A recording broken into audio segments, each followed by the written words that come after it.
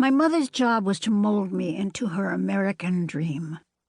Didn't young Whittier from Odessa expose the child in her belly to every art museum in New York City every day that she could carry me on her long legs? The magic of transformation was real in her young life. The Jewish child hunted in her cellar by Goyim on horseback was transplanted to a new land where anything was possible if you made it happen, and she wanted to make it happen for her daughter. Whittier was determined to plunge her hands into my baby fat and mold me into a superior, beautiful being who would either marry rich or rise above all others in the arts, ballet, theater. There was no question about it. My father was born in the Bronx, the youngest son of Polish Orthodox Jewish immigrants. His brother and sister were ambitious. His brother, Aaron, and sister Anne were show business lawyers. My father, Abraham, was the good son, the good man. He graduated from Columbia, where he had studied economics with John Dewey and was on the wrestling team. He kept a neat, tight, muscular body all his life.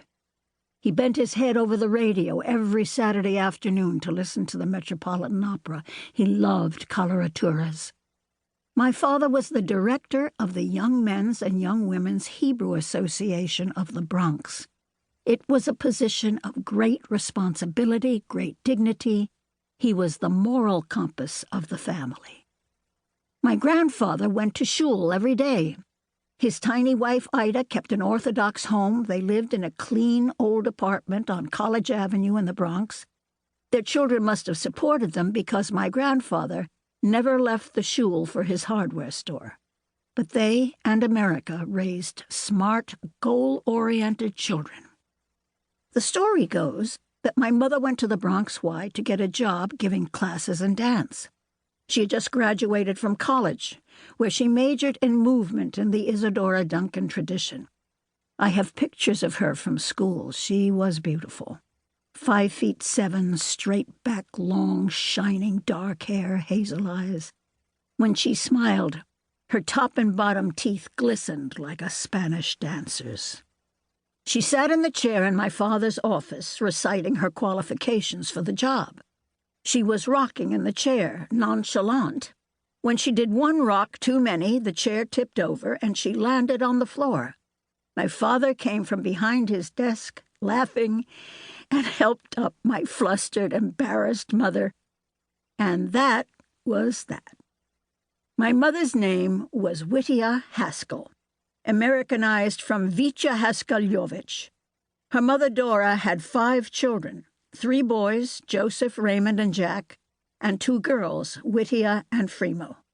I never knew my grandfather Leon, for whom I was named. He was a clothing designer and a committed Zionist who left for Palestine with several other Zionist men before I was born. He must have done well, because he bought the brownstone on 148th Street and Riverside Drive before he returned to Palestine to establish a Jewish state. They all died of malaria while fighting for their cause. There is a plaque in Rishon LeZion with his name on it. In Russian, Leon is Lyov, as in Lyov Tolstoy, Leo Tolstoy. My name is Lyova. There is no such name in Russian. Try being a Lyova in a world of Bettys and Judys and Emilys and Janes. Position your tongue for an L, O. Then say yor, then say va, Lyova. In high school, I changed the V to R, and Leora, pronounced Leora, was born, hence Lee. From the time I can remember remembering, I was my mother's beloved thing. Little girl, petted, brushed, combed, bathed, fed, beautiful, lived through her life, her lovely sweet breath, the light in her hazel eyes. I woke up this morning dreaming about my childhood on 148th Street. I'd learned early on from my mother that some of the women in my father's family had made my mother's life so miserable, had criticized her and picked on her so much that she didn't know where to turn. and her husband, my father, refused to take sides or defend her. The mean women in my father's family, the Rosenthals of Poland, thrived on attack, thrived on gossip. My mother didn't have a chance. There was no mean bitch in her Russian genes.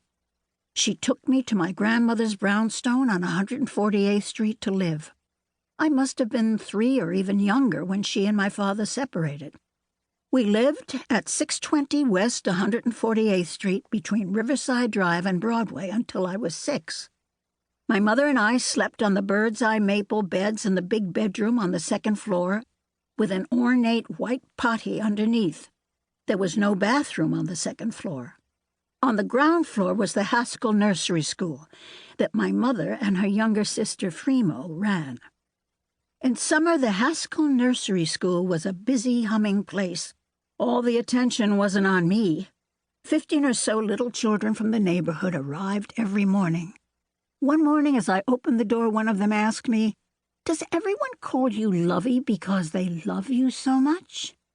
A lurch went through me. Is this what love is? A new word, a new concept. In warm weather there were games in my grandmother's house with children painting with Fremo and being wild and free in the backyard. In winter, the children didn't come, and I was pushed alone into an empty, cold yard in my ugly orange and brown snowsuit, the first snowsuit on the block, my mother told me. I was bored much of the time. Bored and lonely. I had 2 ratty baby dolls with cloth bodies that I felt really close to. Their eyes blue, of course, open and closed. I fell inside myself as an only child. Other children were the holy grail. I longed for little girls to play with. My Aunt Frema was a girlfriend. She was a grown child, delightful, peculiar. Mostly I was coddled and bored and observant. I was participant and audience. I was steered into dance, given books which I read and read. I listened to Mother and Fremo. I was sleeping awake, doing what I was told.